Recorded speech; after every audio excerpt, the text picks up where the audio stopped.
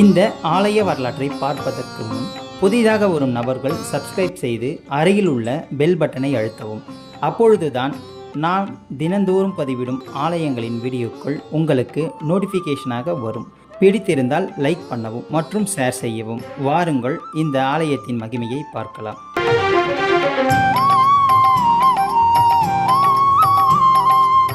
தெய்வங்களை உணரும் ஆன்மீக பயணத்தில் இன்று நாம் தரிசிக்க போகும் ஆலயம் திருக்கோஷ்டியூர் அருள்மிகு சௌமிய நாராயண பெருமாள் திருக்கோவில். திருக்கோஷ்டியூர் என்பது தமிழ்நாட்டில் திருப்பத்தூருக்கு அருகில் உள்ள ஒரு கிராமம். இந்த கிராமம் திருப்பத்தூரிலிருந்து 8 கிலோமீட்டர் தொலைவில் உள்ளது. இந்த கிராமமானது வைணவர்களினுடைய புனித தலமாக விளங்குகிறது. இந்த ஆலயம் 108 திவ்ய தேசங்களில் 95வது திவ்ய தேசம் ஆகும். இது பாண்டிய நாட்டு திருத்தலங்களின் கீழ் வருகிறது. ஆழ்வார் ராமானுஜர் இங்கு வந்து வருகை புரிந்து விஷ்ணுவை வழிபட்டுள்ளார். இந்த கடவுளின் பெயர் சௌமிய நாராயண பெருமாள். கடவுள் 5 தலங்களில் உள்ளார். சௌமிய நாராயணின் பிரம்மாண்டமான திருவுருவச் சிலை 5 தலை நாகத்துடன் பள்ளி கொண்ட நிலையில் காணப்படுகிறது. உலக மக்கள் அனைவருக்கும் ஓம் நமோ நாராயணாய என்ற 8 எழுத்து மந்திரத்தை ராமானுஜர் உபதேசித்ததால் ஓம் என்பது ஓர் எழுத்து. திருமந்திரம் விளைந்த திவ்ய தேசம் என்ற பெருமை இதற்கு உண்டு.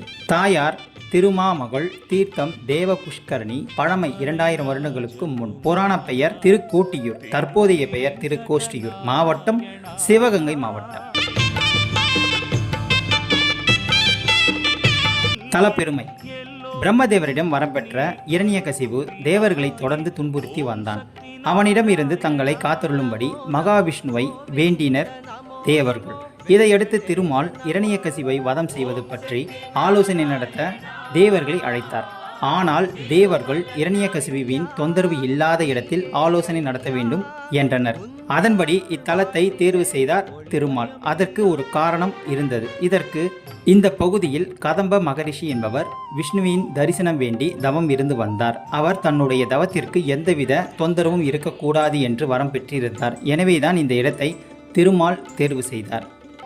ஆலோசனை நடந்தபோது தான் நரசிம்ம அவதாரம் எடுத்து இரணியகசிபை வதம் செய்ய போவதாக விஷ்ணு தெரிவித்தார். இதையடுத்து அந்த அவதாரத்தை தங்களுக்கு காட்டியருள வேண்டும் என்று தேவர்களும் கதம்ப மகரிஷியும் கோரிக்கை வைத்தனர். அதன்படி நரசிம்ம அவதாரத்திற்கு முன்பாகவே இறைவன் இத்தலத்தில் தேவர்களுக்கு தன்னுடைய நரசிம்ம அவதாரத்தை காட்டியருளினார். பின்னர் அவர்களுக்கு நின்ற, நடந்த, இருந்த, கிடந்த என 4 கோலங்களை காட்டி இங்கு எழுந்தருளினார்.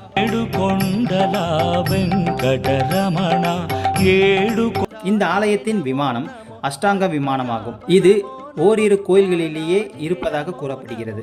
தேவ சிற்பி விஸ்வகர்மா, அசுர சிற்பி மயன் இருவரும் இணைந்து இந்த விமானத்தை அமைத்ததாக கூறப்படுகிறது. இந்த விமானம் 3 தளங்களாக உள்ளது. விமானத்தின் வடப்பகுதியில் நரசிம்மர் இருக்கிறார். இவருக்கு அருகில் ராகு கேது இருப்பது விசேஷமாகும். பிரகாரத்தில் நரசிம்மர் இரணியனை வதம் செய்த கோலத்தில் இருக்கிறார். கோவில் முகப்பில் சுயம்புலிங்கம் இருப்பது வேறு எங்கும் இல்லாத சிறப்பாகும். இத்தல இறைவனான சௌமிய நாராயணுடன் ஸ்ரீதேவி மற்றும் பூதேவி இருக்கிறார்கள்.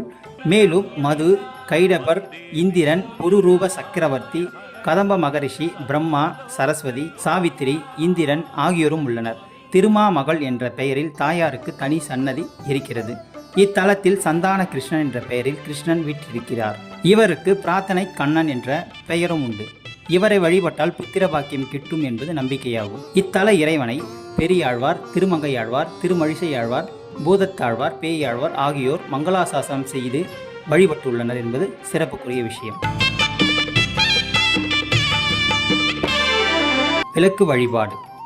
இந்த ஆலயத்தில் விளக்கு நேர்த்தி கடன் பிரசித்தி பெற்றதாக உள்ளது. இங்கு வந்து பிரார்த்தனை செய்பவர்கள் ஓர் அகல் விளக்கு வாங்கி சுவாமியிடம் வைத்த பின் வீட்டிற்கு எடுத்து செல்கிறார்கள். அந்த விளக்கில் காசும் துளசியும் வைத்து சிறு பெட்டியில் வைத்து மூடி வீட்டின் பூஜை அறையில் வைக்கிறார்கள். இந்த விளக்கில் பெருமாளும் லட்சுமியும் எழுந்தருள்வதாக ஐதீகம். இவ்வாறு செய்வதால் பக்தர்களின் நியாயமான வேண்டுதல்கள் நிறைவேறும் என்பது நம்பிக்கை. வேண்டுதல் நிறைவேறியவர்கள் மாசி தெப்பத் திருவிழாவின் போது இந்த விளக்குடன் மற்ற நெய் விளக்கை தீர்த்தக்கரையில் ஏற்றி வைத்து வழிபடுகின்றார்கள். அந்த நேரத்தில் புதிதாக வேண்டுதல் செய்ய வரும் பக்தர்கள் இந்த விளக்கை எடுத்து செல்கிறார்கள். புரட்டாசி சனிக்கிழமைகளில் சௌமிய நாராயண கோவிலில் பக்தர்கள் கூட்டம் அலைமோதும். சனிக்கிழமை சௌமிய நாராயணனுக்கு திருமஞ்சனம் நடைபெறும். அதைத் தொடர்ந்து சிறப்பு அலங்காரத்தில் பக்தர்களுக்கு அருள்பாலிப்பார். சனிக்கிழமைகளில் பக்தர்கள் சிறப்பு தழுகை, அதாவது சர்க்கரை பொங்கல் செய்து சௌமிய நாராயணனை தரிசிப்பார்கள். பின்னர் தழுகையை குடும்பத்தினருக்கும் கோவில் வந்திருக்கும் பக்தர்களுக்கும் கொடுப்பார்கள். வசதி படைத்தவர்கள் பக்தர்களுக்கு அன்னதானம் வழங்குவார்கள். புரட்டாசி சனிக்கிழமைகளில் மட்டும் உலக நன்மைக்காக சகஸ்ர நாம அர்ச்சனை நடைபெறுகிறது.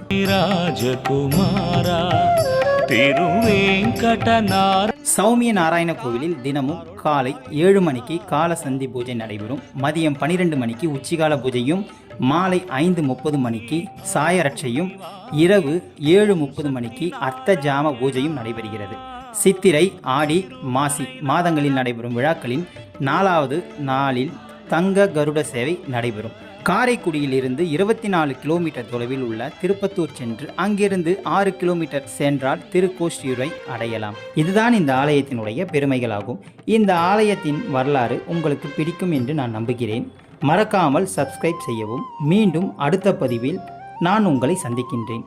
நன்றி, வணக்கம்.